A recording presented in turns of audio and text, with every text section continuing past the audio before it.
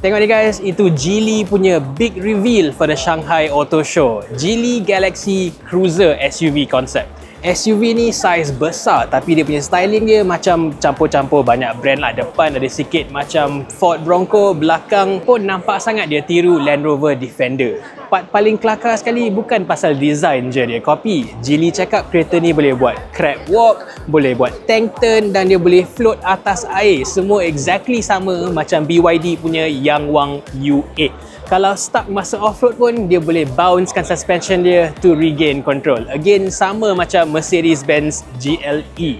But still, all the gimmicks aside, Geely punya konsep baru ni still nampak cool juga. I hope the real version, production version nampak tak jauh beza daripada konsep ni. And of course, setiap kali ada model baru daripada Geely, kita kena tanya, will it become a Proton? But in this case, jangan harap lah. So ini dia guys, Geely Galaxy Cruiser. Best ke tak best? Tulis kat bawah. Ciao.